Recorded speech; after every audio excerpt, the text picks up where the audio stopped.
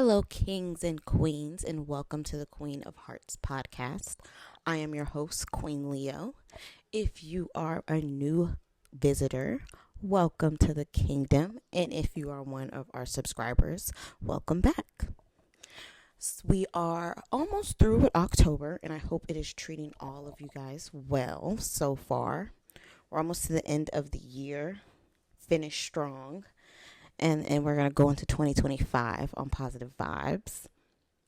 Today is actually episode 3 of my October podathon. If you are new here, I am doing a 7-day straight podathon. There will be an episode dropping for 7 days straight. Brand new episode.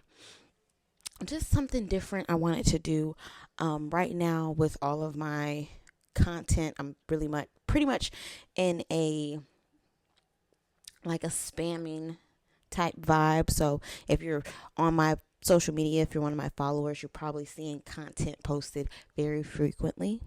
And like I said, if you're one of our subscribers, we are now on episode 3 of the podathon. So this is pretty major.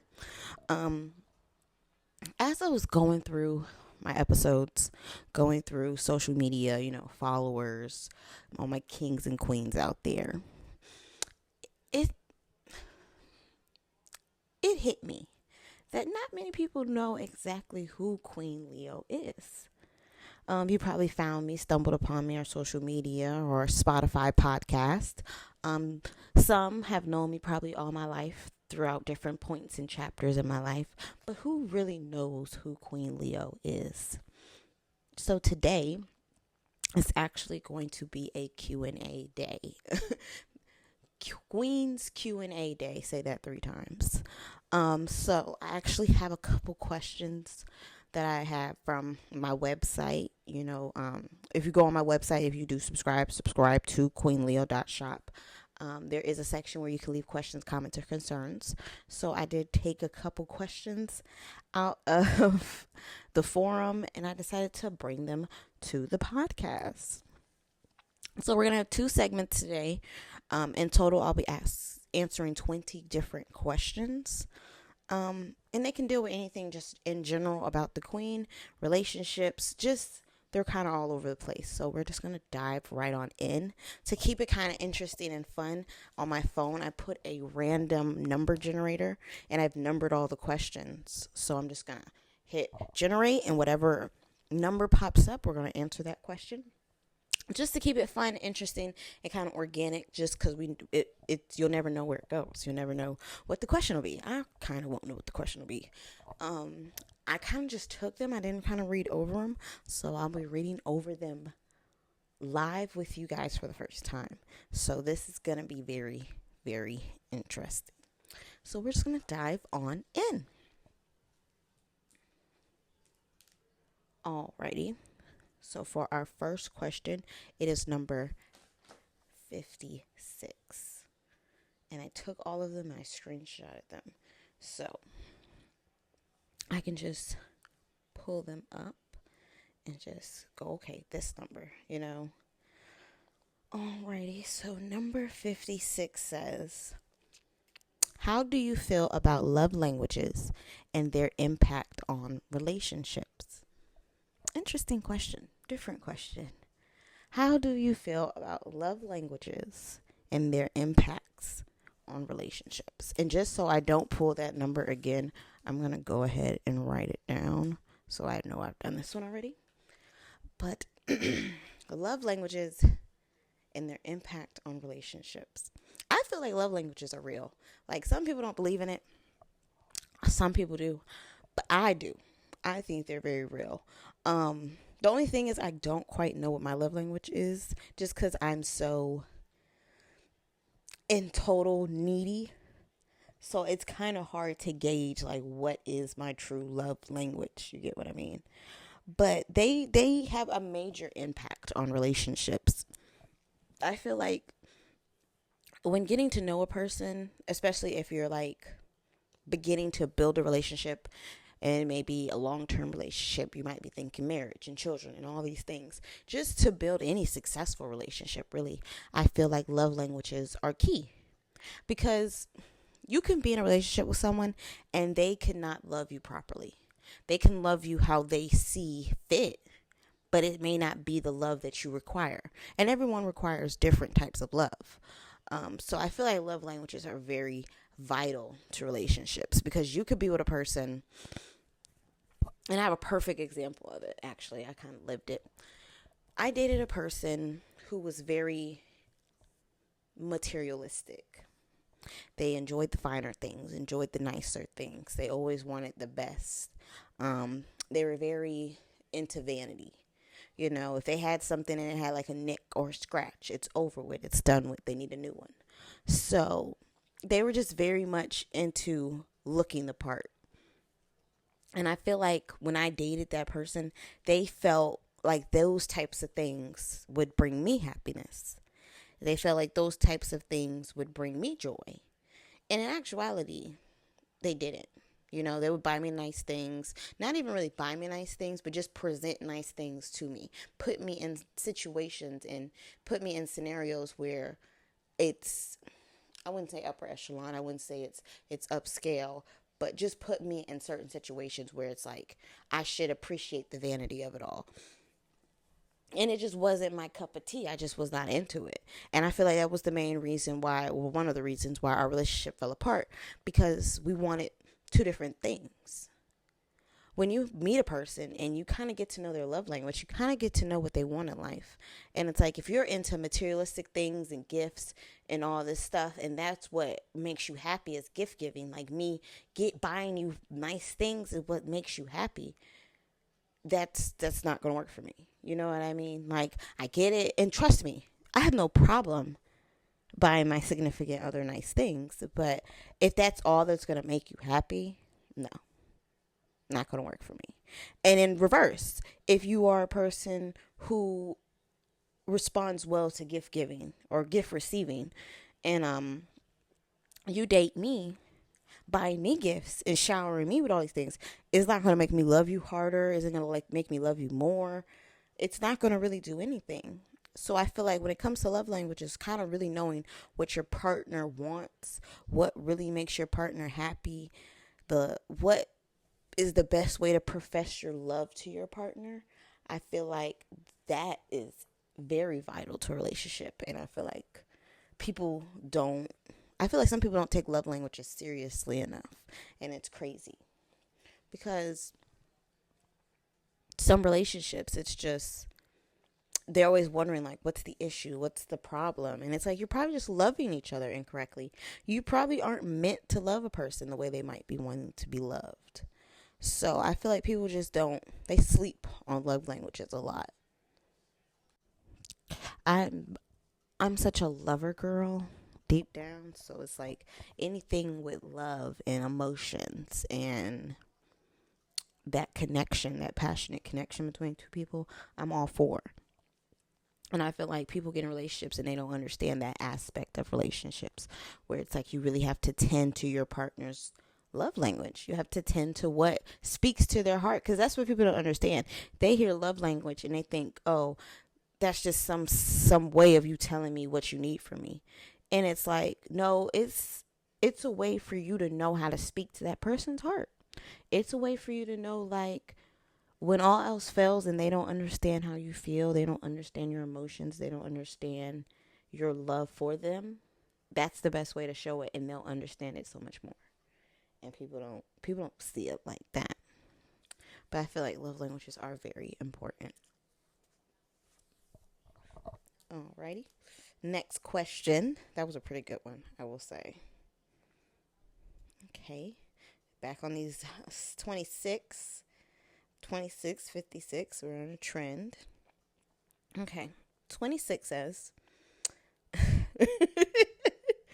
what are your thoughts on long distance relationships? This is not staged for some of my viewers that might be tuning in. It's not staged. It's very organic. And that is my second question. What are my thoughts on long distance relationships?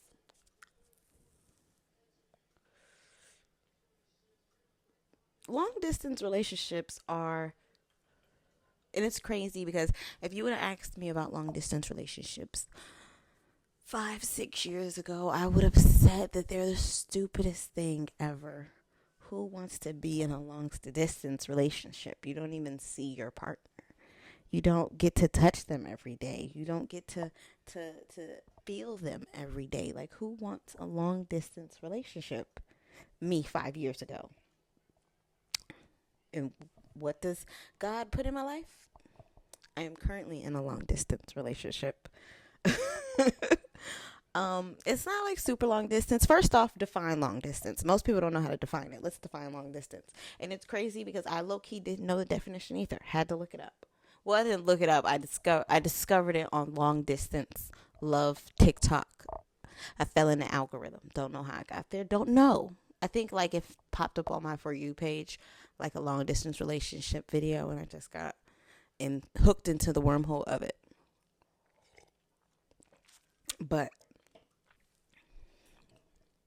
long distance relationships are over if it's over 3 hours to get to that person. If it's 2, that's not really a long distance relationship because you could spend a weekend with the person. You know, you could drive down on a Friday night if y'all 2 hours away and spend a weekend with a person and make it back to your job Monday morning. You feel me? So 2 hours does not really say long distance relationship. But if it's up in 3.5 and longer, then yes, definitely a long distance relationship. And I am in one of those. It's a guy I met when I lived in another city, fell in love, and we're working our way back to each other. And like I said, if you asked me 5 years ago, I would have been so against long distance relationships. But I have to say, it is pretty interesting. I feel like it works out for me right now just because of the point in my life I'm in. Prior to dating him, if you've been watching, I was in another long-term relationship, and not recently, but I'm going through like getting away from that. And I met him, and me and him have been dating, and I'm at a point where, like I said, I was in a long-term relationship, so I got pretty far with this man, and we were doing a lot of things together. We lived together. We coincided, like we were a union back then, but me and him are no longer that. Separated, done, finito, never going back. But I'm at a point where it's like I've never been by myself truly in years. Like, I've been with this person, so I feel like a long distance relationship is good for me now just because it gives me that time to be to myself. It gives me that space to be to myself, to learn myself, to love myself, to embrace myself. It's better than being in a long-term relationship, breaking up with that person, meeting someone amazing, moving in, doing the whole thing so fast, so quickly, and it stalling out because of, me probably having internal issues from my past, or just us not being ready to reach that level yet. So to really be separated and kind of work my way back to that, it's better than kind of just jumping into it. So I will say that helps. The long distance aspect of it is not truly necessary, but I know me. Like, I know I'm a lover girl, so I know, like, if I lived in the same city with him, I'd be up his ass. And I feel like that's any girl, truly. If you with your man and y'all live in the same city, y'all gonna be up each other's asses 24/7. Whereas with me and him, we're separate. So it's kind of like you have your life, I have my life, and, like, we living to get to each other. And it's not like we doing crazy stuff like he's fucking off, I'm fucking off. It's nothing like that. But just like he gets up, he goes to work, he has his certain responsibilities he takes care of. He does his day to day. I get up, I go to work, I do my day to day. Like, we have our day to days. So, and it's our own separate day to day. It's not like it depends on each other, like, oh, I depend on him to give me a ride to work, or he depends on me to make his lunch for work, or something like that. Like, it's not at that level. But we live like we're able to do our own thing. It's not like we have to do them together. We do them separate. And I feel like it helps. I feel like it makes the love more passionate. I feel like it makes our time together so much more amazing. And I see him pretty often. Um, I try my best to see him at least once a month. If once a month is mandatory, like can't go more than 30 days without seeing you. Really can't go more than 3 weeks without seeing you. But like once a month is mandatory, and it's understood like it's mandatory. Um, but it's those when I see him for that time, it's so much more passionate, so much more love. It's we like we already don't argue, but like when I'm visiting, we're definitely not arguing. Like we definitely don't have issues. We never have problems. Like we are enjoying our time together. And it's crazy because and I feel like that's the one thing about long distance relationships that most people don't tell you, and I feel like this is kind of probably the best part of it. The fact that me and him don't see each other a lot, when we're together, that time is capitalized on, because it's not like, oh, if we don't do it today, we can do it tomorrow. We can do it next week. Like it's not like we have that accessibility to do these things when we please. Like no, we have this time. So it's like if I'm here 5 days, it's things we have to do in 5 days. We have to do them in 5 days. And it makes you capitalize on that time together. So it's like when I go for those 5 days, they're the best 5 days ever. Like we're spending all our time together. We're learning each other. And with us learning each other, and it's crazy because it's like you're dating but you're long term or long distance, so it's like you don't really get those intimate moments. Like some relationships, they could hang out all day, like on TV, on the movies, they could go out on a date, do all these things, come home to fucking a coffee date, or like put the vinyl on, make a little nightcap out of it. Like people have that. We can't have all those moments all the time. So in those 5 days, we we kind of learn each other on a accelerated rate. But it's not like a bad accelerated rate. I kind of feel like I'm ranting on it. But we just pretty much, like when I'm with him, we are it's like we're two young kids. Like it's weird. It's not weird. It's just different because I'm not used to love. Like I'm just not used to love, and I think that's why I call it weird. Because in the biggest essence of it, I'm just not used to love. I'm not used to genuine love, and that's what it is. And I just always say it's like weird, but it's like no, like it's like two kids. Like we enjoy our time with each other so much, and it's like I'm so quiet and goofy, and he's so quiet and goofy. So we have like our little goofy quiet moments, and we just have fun. Like I have fun with him. Like when I go spend those times with him, I'm genuinely having fun. Like, and then I look up and don't want to get emotional about it on the podcast. But if you're in a long distance relationship, you understand. But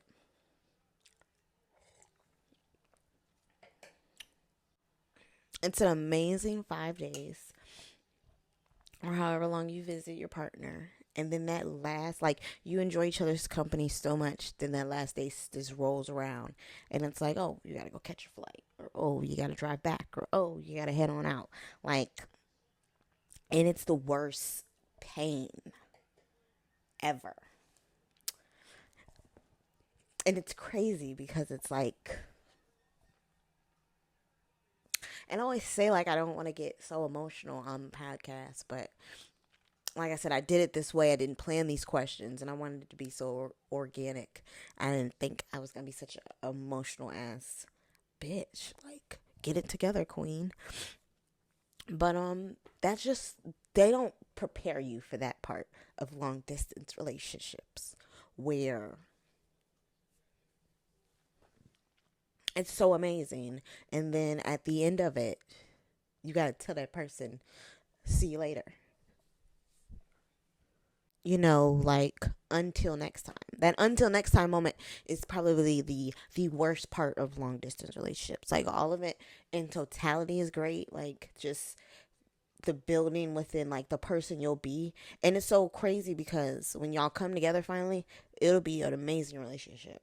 Just because y'all built so much on it over time. That's not physical. That's not vanity. That's not any of those things. It's just true emotion and feelings and caring for this person and conversating with this person day after day after day, learning this person day after day after day, like phone calls. Like you're just getting to know each other. You're just living in each other's lives. Like, and so you're building such a strong relationship. But the worst part of it, I will say, is those times where you have to say goodbye to that person and you have to get back to your life. And it's crazy because you'll have so much fun and you will not want to leave. I promise you. Promise you. So, what are my thoughts on long distance relationships? They have their benefits, they can be amazing, but you see how I'm getting right now about mine. That shit chokes you to fuck up sometimes if you really fuck with that person. So we're gonna get into question number 3. Okay, and it is number 3. Okay, that's new, single digit. The question is, what was your first relationship like? What was my first relationship like? My first relationship. First, let me write this down. Question number 3 is question number 3. What was my first relationship like? My first relationship was in the 6th grade. Oh, do we count that one? I don't count it because it wasn't really anything. Like we dated for like 5 days and broke up and was just not into each other. I think it was something to do, to have something to do. So we're just not gonna count that. But that's my very first relationship. It was person 6th grade. We started dating like 2 weeks before school ended, not even like a week before school ended, and then on the last day of school, or not even the last day of school. We started dating the last week of school, and then on the first day of school the next year we broke up. But we didn't talk to each other all summer. So like I think, and I really just feel like we meant to break up the last day of school, but we just didn't see each other in time before school year ended. So we had to wait till the first day of the next year to break up with each other. But that's my very first relationship, and I really don't count that because I didn't really like him and he didn't really like me. So it is what it is. But yes, that's definitely my first relationship. My I would say my actual, like my first actual relationship would be 7th grade. Uh, 7th grade. Who was it though? Clearly, it wasn't that memorable. It was 7th grade though. I know that much. I want to say it was my first love. I want to say it was my first love, but I want to say it was this dude I used to date. I'm gonna just should I? Should I? I mean, it's the podcast. Can we get into it? Can we get into it? Is it an open forum? I feel like it is. Name was Charles. Let's just get into it. It's either my first love who will remain unnamed just because that's just toxic, or it was this dude that I dated named Charles. Um, can't remember which one it was. See, it just wasn't memorable. 7th grade was just not memorable. And I always tell myself, like, people block, like, with anxiety, like, I have anxiety and stuff. People with anxiety and stuff, I feel like they block out a lot of things. And I just can't quite remember why I would block out 7th grade that bad that I don't remember it. But then as I sit here and say it, I know exactly why I blocked it out. Like, those years were tough as fuck. But, I would have to say it was one of them too. And if it was my first love, it didn't last long because he was a hoe. He was a ho.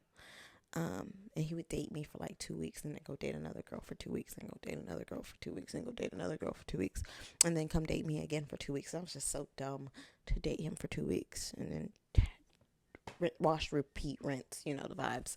Um, it was either him and that's how that ended, or it was a Charles guy, and that kind of went deep. We started dating 7th grade, and we really didn't like. We were on and off till like freshman year in high school, and then we finally broke up, and it was kind of like toxic as fuck again. It was just toxic. relationships I've always been in have always just ended toxic because it's always with two toxic people, so it just goes sour. But but yeah, those are my two relationships. If it was my first love, what was that relationship like? Probably very bad. I probably cried too damn much. Um, and if it was with the other guy, it was it was okay. Like we had fun and shit, but me and him was doing our dirt sometimes. So that's what that is. But that's seventh grade. But yeah, those are my first relationships, and I don't miss them at all. Next question, and it is number. Okay, we're going up in the triple digits. 122. It's 175 questions I have listed here, and we're just gonna pick through them. Okay, I said 122. And that one says, what's your guilty pleasure TV show or movie? I'll do both. What's my guilty pleasure TV show or movie? We'll do movie first, just because movie is easier. Guilty pleasure, brown sugar. I love brown sugar. Like, that's my favorite love story, rom com, black love story movie. Brown Sugar. If you've never seen Brown Sugar, check it out. It has Sanaa Lathan and Taye Diggs, and it has Mos Def, and it has Queen Latifah. Um, and it's an amazing movie. It's two people, a guy and a girl, and they're friends. Like they grow up together as children, and they kind of fall in love with hip hop as toddlers. Well, not toddlers, like just like kids, like adolescents. They fall in love with hip hop, and then they grow older, and they both find respective careers in hip hop. He's an A&R representative for a record label, and she is an editor of a hip hop magazine. And they just, at the end of the day, they love hip hop, but at the end of the day, they're best friends that have like love for each other that they don't really tackle on. But as the movie progresses, they tackle on it, and it's an interesting movie. It's I love it because it's love. Like you have your movies and they kind of go off of like, oh, this is a relationship, this is how it is. Like you have your movies that come off like show off love and stuff, but Brown Sugar really shows like when you really like love somebody, like they're best friends. Like one scene, the best friend, like, because the dude friend is getting married to his, like, he meets this girl and he proposes to her, so they get married, and the fiance invites the female best friend to the bachelorette party, I want to say, or like the wedding shower, bridal shower, I feel like is what it was. Um, so she invites her, and they're giving her gifts. The fiance giving her all the wedding gifts and whatever, and they're playing all these games. And they come to a game where it's basically who knows the husband the most. Like out of the whole room, out of all her friends, who knows her fiance, the fiance's husband the most. And so as she asks the questions, the best friend answers all of them without hesitation. But it's because they've been best friends for over 15, 20 years. So they know each other like the back of their hand. And it makes everybody at the party uncomfortable, and it's just so funny. But it's just organic love because they just knew each other. They cared about each other. They loved each other. And in the end, it's an amazing movie. You got to check it out. But that's my guilty pleasure. Whenever I want to put on a movie and I don't know what to watch, I'll put on Brown Sugar. Like, it was one time, because I'm the type I'll fall asleep with the TV on. I've probably watched Brown Sugar like 4 nights in a row and just kept falling asleep on it. Kept putting it back on the next night. I love Brown Sugar. It's a great movie. If you haven't seen it, got to go see it. Brown Sugar. It's an old movie. It's like 2002, I want to say. But it's pretty dope. Now, guilty pleasure TV shows are going to be a little difficult because I kind of love TV. Guilty pleasure would probably be Monk. Monk, Psych, uh, Girlfriends. It's so many. 101. Like, I'll throw any of them on. Being Mary Jane. That's a tough one. I have a lot of guilty pleasures. I'll just list my top 5. Monk, which is like a detective show. Girlfriends, just classic black girlfriends. Love it. Being Mary Jane. Being Mary Jane is so fucking good. Like, if you're a woman, if you're just in your vibe, in your bag, trying to like self reflect, self love, watch Being Mary Jane. Being Mary Jane. Um, The Wire. I'll throw The Wire on like it's nothing. Love The Wire. Love it. Omar coming. Hey, Omar coming. I love The Wire. Um, Number 5, Bob's Burgers. Love Bob's Burgers. Bob's Burgers, Girlfriends, Monk, Being Mary Jane, The Wire. Top 5 guilty pleasure TV shows. They're fucking awesome. If you need any new suggestions for your binge watch list, there you go. There's 5 new suggestions. Great TV. Great TV. All right, next question. Okay, and it is number 25. And that one says, oh, the last 20 question was deep. Let's see. This might get deeper. 25. How do you balance independence with togetherness? Good ass question. And it's crazy because I'm kind of learning it right now. Like I said, I'm in a long distance relationship, and I'm learning independence right now. I used to be in a very codependent relationship. That was very bad. So in this new chapter in my life, I'm learning more about independence and being on my own and learning me and loving me, and being able to just be content within me and be satisfied. And it can kind of get a little different. These are very treacherous waters to tread when you're learning on your independence. And it's very difficult because it can sometimes interrupt your togetherness with your relationships if you don't know how to balance them. I'll give a perfect example. Dating the guy I'm with now, my boyfriend, when we first started dating, he kind of wanted us, he's always kind of low-key wanted us to be separate. Because even when we first started talking about really taking the next step to be together, his first thing was, let's get you a place by yourself. So he didn't even want me moving in with him. And even like now, like he's in no rush to move me with him or put me with him or anything like that. Because he wants me to have that independence. He wants me to learn me. Because if I don't have it, if I'm not strong within myself, once I get with him, it'll deteriorate the relationship.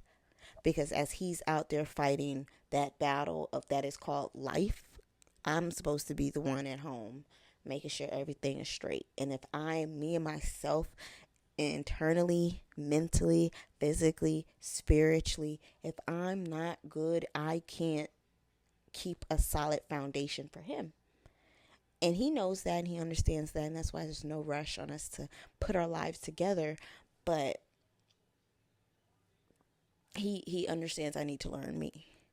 And so, like, even for my birthday, like, he was so content, or not content, but just more so, like, cool with if I went out with my friends, if I came home late, like, and I didn't come home late because I have respect for our relationship. So it's like, I'm not out till 6 o'clock in the morning, club closed at 3. I'm trying to be there by 4, But he respects, he supports, and he encourages my independence before he encourages our relationship. And I feel like that's wonderful because he knows what's at stake. And if you don't value your independence enough, whatever you decide to put yourself a part of will always deteriorate. It'll always crumble. It'll always fall through because the foundation is not strong. It's not strong at all. So I feel like to balance them, you cannot be weak in your independence. That's the best way to balance them. You cannot be weak in your independence. You have to be strong. You have to be grounded. You have to know yourself. You have to be one with yourself before you put yourself to be one with another person. Just because it's not going to bring anything to the table. At the end of the day, if you move off of that person, it's just two of that person in the relationship. They're dating themselves. And all relationships are all about the unity of two people, two personalities, two lifestyles, two mindsets as one. So you have to have it all on your own. You have to have that. You have to have yourself figured out before you can even integrate yourself with another person. Because if you don't have that independence, the togetherness will fall through.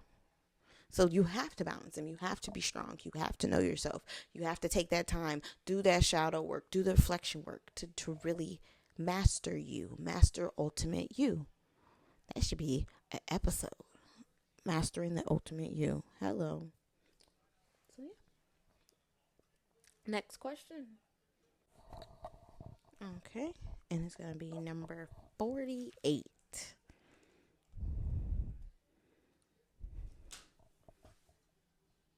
Okay. Question 48 says,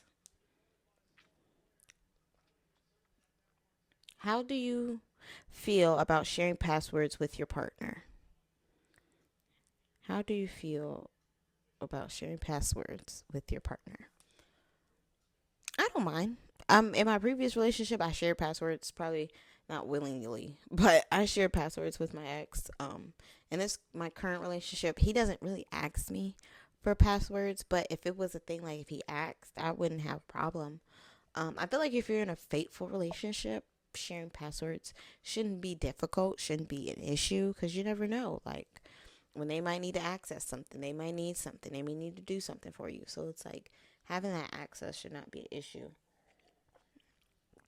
I feel like the only time having access to things like that's an issue is if you're creeping or you're doing something you're not supposed to be doing.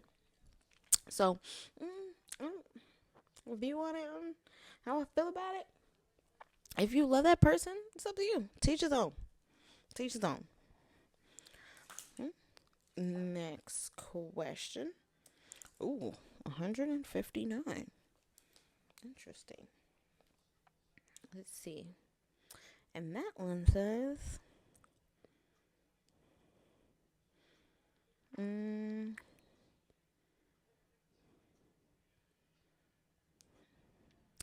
what's a trend you wish would come back?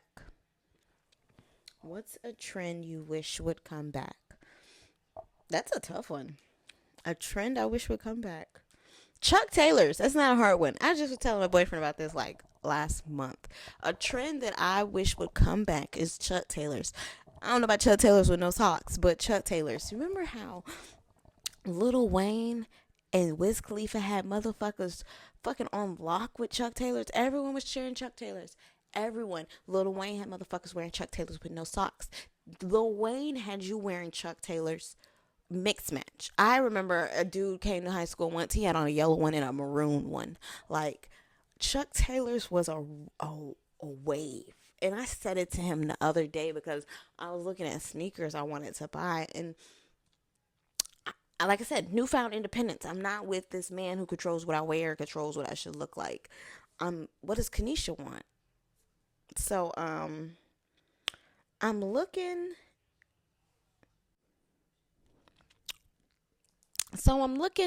And I see some Chuck Taylors, and I was like, but people don't even wear Chuck Taylors.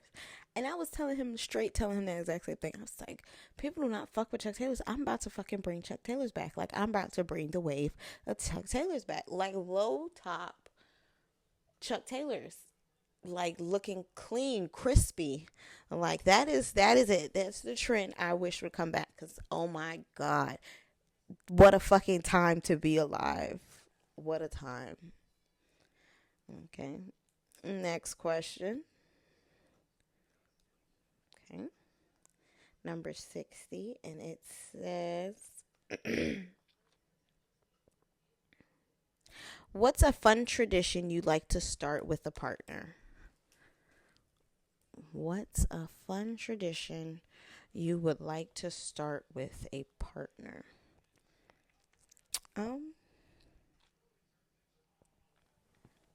Holidays. Holidays. I've never really celebrated holidays before. Like when I was younger, yes, but when I'm with a man or my significant other, no, I have not celebrated holidays. So that's a fun. It's such a simple and basic tradition, but I think that's something I want to start. Holidays, yearly not even football games. Just we can say yearly football games. We can say that because he has his team and I don't have a team yet. I be out there just enjoying the sport, but you know, yearly football games, and probably like yearly trips, like yearly vacations, so we can learn us and grow on our bond and our relationship. Because I feel like he has not the opportunity, but he has the potential to be like my very, very, very best friend. And that's what he's supposed to be, being my significant other. But like, I feel like our bond is just like dope. Like, I love our bond. So it's like, for us to just build on it will be amazing.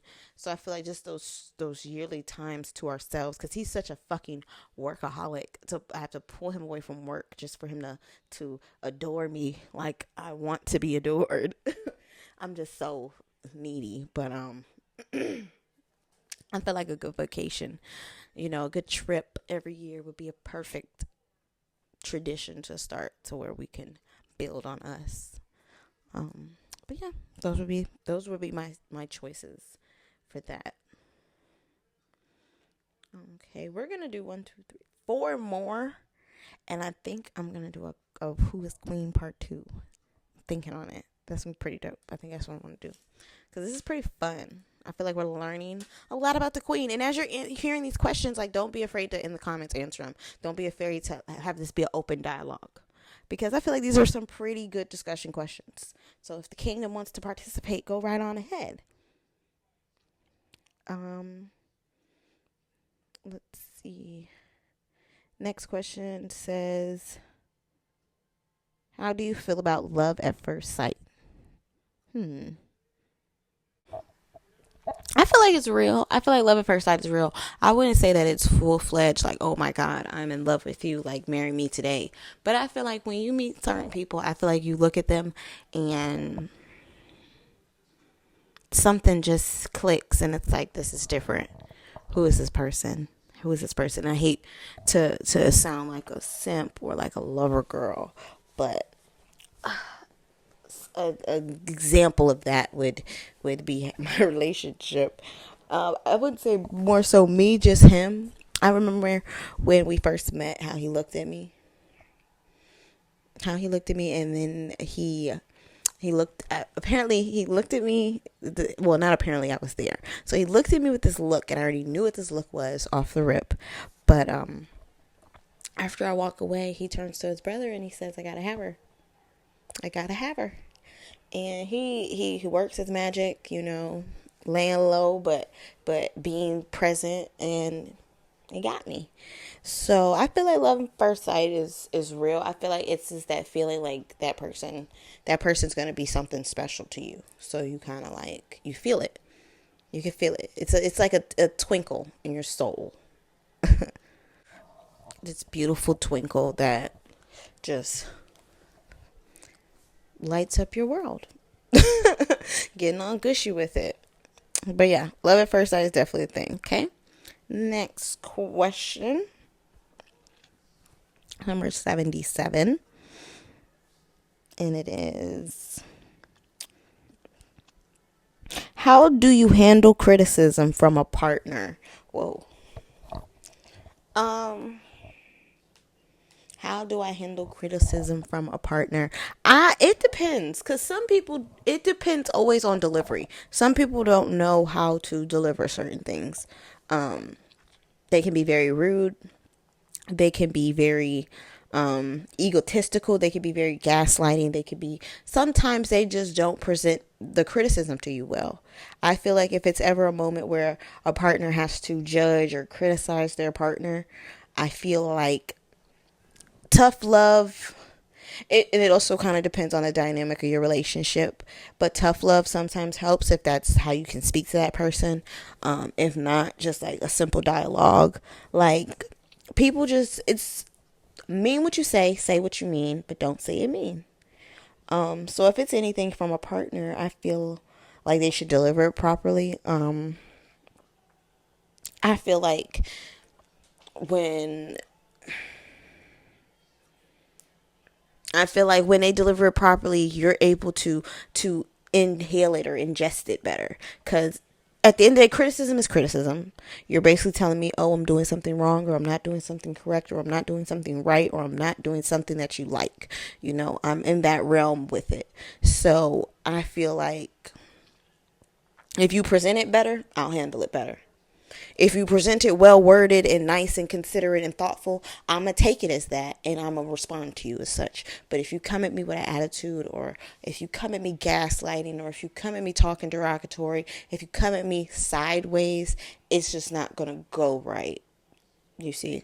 So I feel like you can handle it. The best way to handle it is if it's presented to you properly. It's a two-way street. I feel like criticism's a two-way street, and people don't understand that. It's, yeah, you're expressing criticism to that person, and they should be able to take it. But at the end of the day, do understand what you're doing. You're giving criticism to a person and expecting them to take it a certain type of way. Think of both parties. If you present it well, they'll handle it well.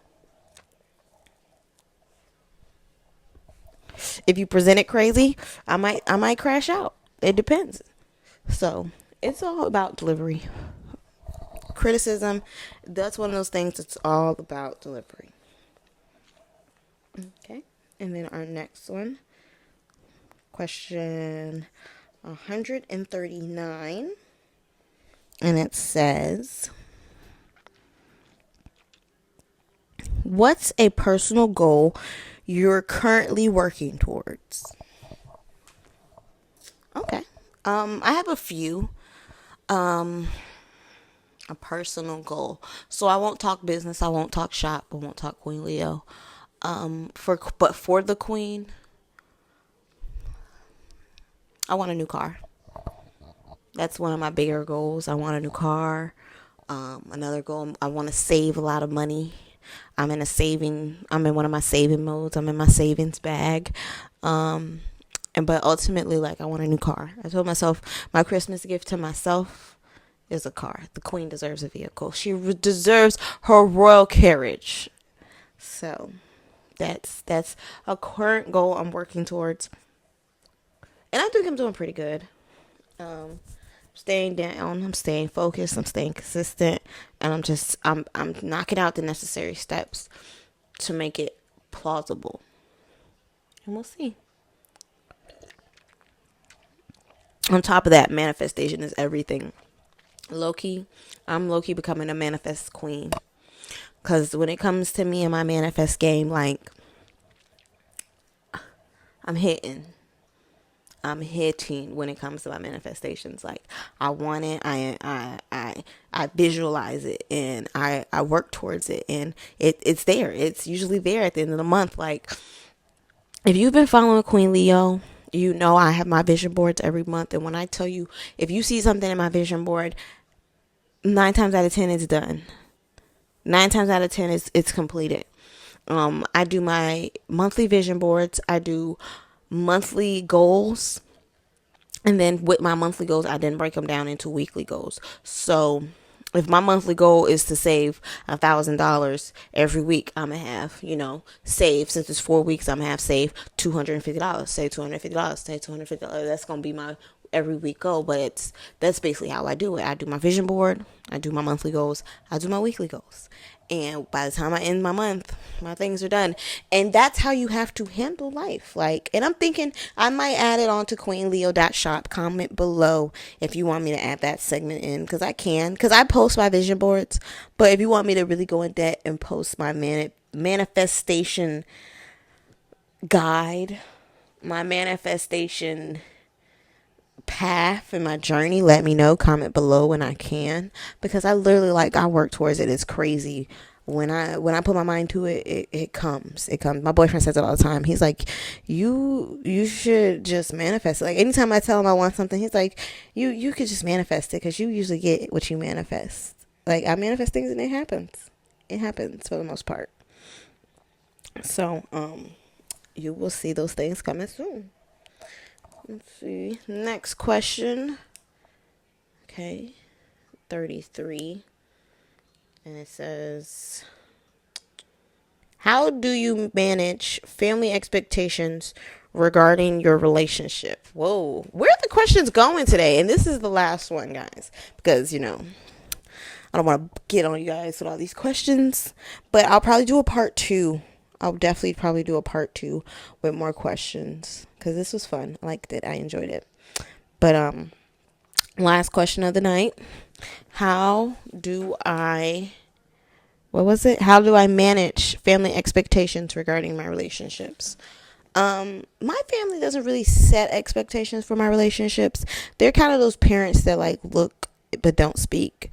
I kind of have to pry and get it up out of them, but they really don't have like super big expectations for my relationships. They want them to treat me well. They want them to love me and cherish me and treat their daughter with respect and love and care, and you know, treat her like she's a tiny porcelain doll.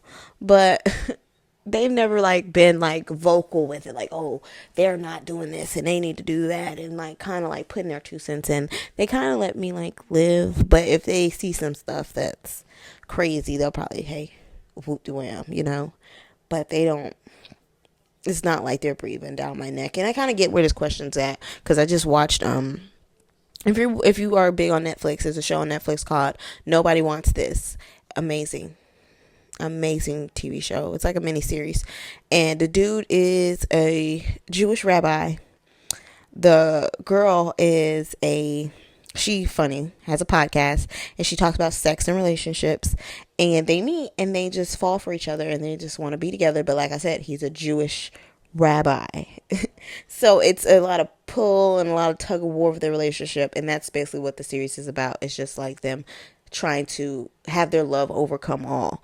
And in situations like that, I can understand this question being like big, like how do you manage family expectations when, you know, you're a Jewish rabbi and you meet a Christian girl or a non-religious woman and you want to be with her. How do you present that to your family? How do they handle it? Like things like that I get. But my family's just never been the type to be like that, be so hands-on. They kind of let me like figure it out on my own, because I gotta be with the person. They don't. So they kind of live by that kind of rule of thumb.